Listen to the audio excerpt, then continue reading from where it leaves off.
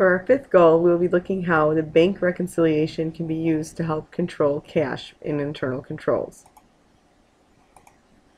So bank reconciliation, you take a look at the items that have been listed on your bank statement. The statement is the bank's records of what has occurred, and you see how that differs from the balance in your ledger account.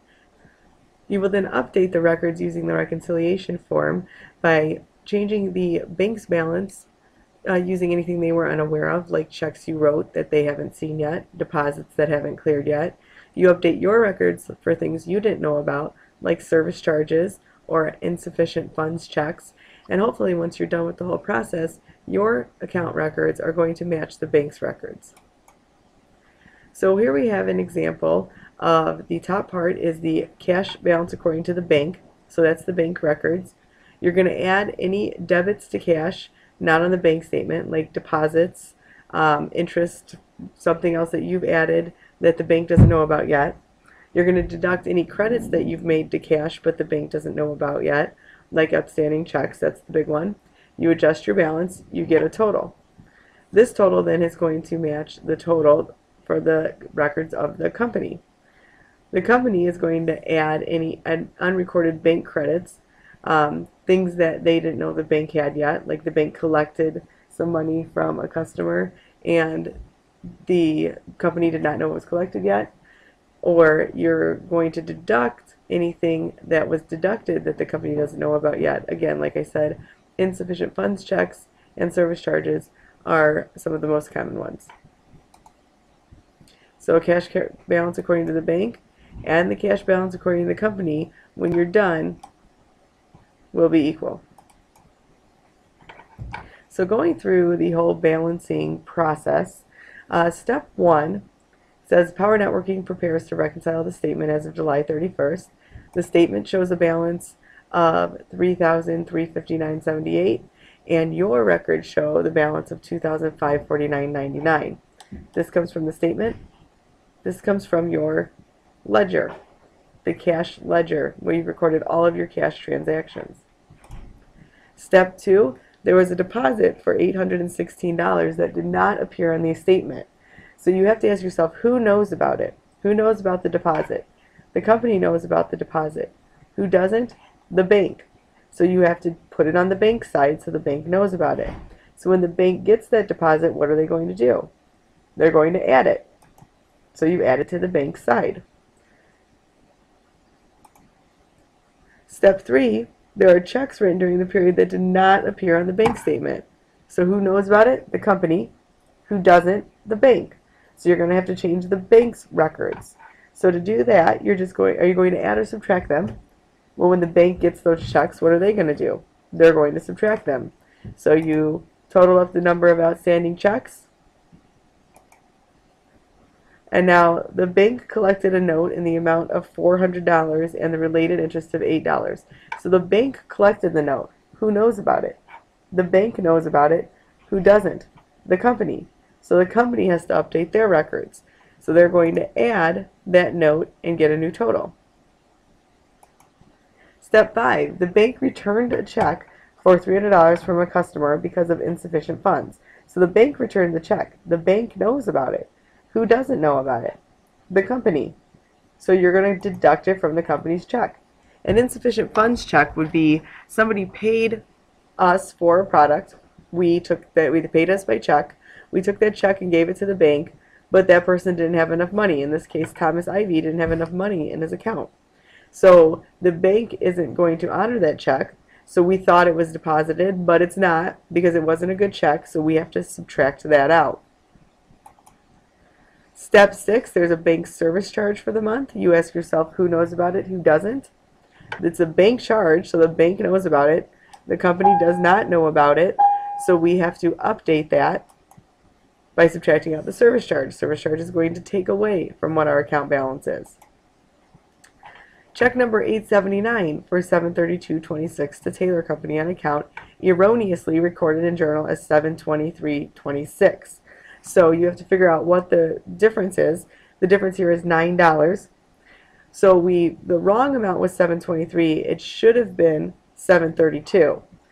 So if we recorded it as 723, but it was supposed to be 732, we still need to subtract $9 more out of our account. $9 is the difference between the two. We wrote it too low. If we wrote it for the right amount, we'd have $9 less. You have to look at that because sometimes you might be adding it, sometimes you might be subtracting it depending on what the error is. Look at what it is, look at what it was supposed to be. If it was supposed to be, would you have more or less money? In this case, if it was the correct amount, we'd have less money, so we have to subtract the $9 from our account. Alright, then we go ahead and adjust the balance. We take our beginning balance, add the deposit, get our total, subtract the checks. We get $26.30.99. We take our beginning balance, add our note with interest, deduct the check, charges, and an error.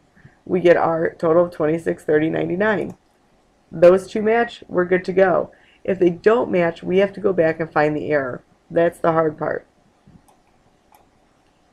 So we have journal entries that go along with this as well, based on the reconciliation that we did in the previous slide, and this says slide 61. That should really be slide 53. That was my error. I did not change this to slide 53. The entries we have to do is we got paid that note that the bank had collected. So we received $408 in cash. $400 of it was a notes receivable somebody owed us, plus $8 in interest revenue. We also have our check that we have to debit our accounts receivable because he owes us now. He paid us that check, it wasn't good, he still has to pay us for the item, so we bill him. So that becomes an accounts receivable for $300. We have our miscellaneous expense for $18, which was our service charge, I believe. I have to look back. Yes, the bank service charge of $18. And then we have our accounts payable, $9 for that error in the check. It makes cash $327 total. So we just go ahead and update not only our bank statement records on our reconciliation as we did here, but we have to actually update our ledgers in our account so that they have the correct balances now. Let's take a look at an example of a bank reconciliation. The following data is gathered. We have the bank balance, we have the company balance, there's a bank service charge, who knows about it? The bank. Who doesn't? The company. The deposit in transit, who knows about it? The company. Who doesn't? The bank. An insufficient funds check, who knows about it? The bank. Who doesn't? The company. And outstanding checks, who knows about those? The company. Who doesn't? The bank. That's going to be important. That will show up on your test.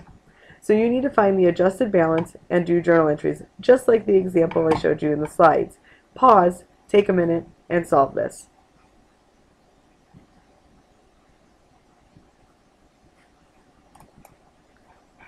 Hopefully what you've recorded, you have the bank section of the reconciliation for $14,500 was their beginning balance.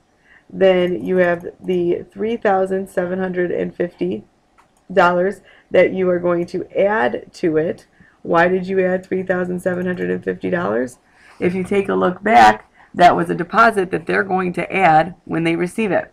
Then you subtract the $5,250 for the outstanding checks because that's what they're going to do when they receive it. You get $13,000. The company section of the reconciliation, their beginning balance was $13,875. We then go ahead and subtract the $75 service charge because the bank knew about it. We have to update, and we also subtract the $800. It was a check that was bad. We thought we had the money, but we don't because it was bad. $13,000. These two numbers equal, we're good. The adjusting entry we need, accounts receivable for $800 because we're going to bill whoever that was. They still owe us the money, so we're going to bill them. It becomes an accounts receivable. Our service charge is a miscellaneous expense, and we go ahead and credit cash because we have to take that out of our account because it was erroneously in there.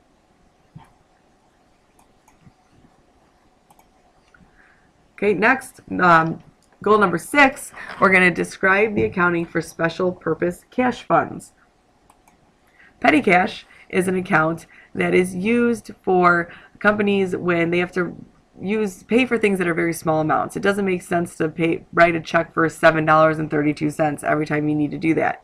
So you have a petty cash fund, which is basically a box, literally a box with cash in it, and you just take that cash out and you put the receipt in. And so then you use that cash and we'll account for it at the end of the month. So a petty cash fund of $500 is established on August 1st. The entry to record the transaction. Well, we're taking money and putting it into petty cash, so it's coming out of cash. So we'll credit cash. And we have to establish the petty cash fund. If you had to classify that asset, liability, equity, revenue, expense, what would you call petty cash? I hope you said asset, because it's an asset. It's something of value that we own. Instead of just in our bank cash account, it's in our petty cash box. So we increase petty cash up to $500 by debiting it. We credit cash to take it out of our bank account and put it into our cash box. The only time petty cash is debited is when the fund is initially established or when we make it bigger, not when we replenish it. That is a common mistake. Petty cash will only be used when you start it or if you decide you want more money in that box. The only time petty cash is credited is when the fund is being decreased, not when we're spending it. But if we say, okay, instead of $500 in petty cash, we only want to keep $300 in. So that's important. Make sure you only use petty cash when the fund is initially established. Very important. Okay, so we have an example here. At the end of August, the petty cash receipts indicate expenditures for the following items. We did an example like this in class. So we know we're going to go ahead and credit cash because we're going to take it out of our cash and put it into our cash box, our petty cash box. We go ahead and list out our total amount that we've spent, and each one of those is going to go to its own account. Office supplies, which would be office supplies account here, and then also postage falls under office supplies, store supplies, and miscellaneous expenses. Debits have to equal credits. Pretty simple entry, very basic, should be hopefully pretty easy for you. So let's take an example. It has you prepare journal entries to issue the check to establish the petty cash fund, just like we did in the example, and then it has us replenish it. Now it tells us that the amount is not matching, so we have to use cash shorten over to account for that discrepancy. Pause, take a second, see if you can answer this.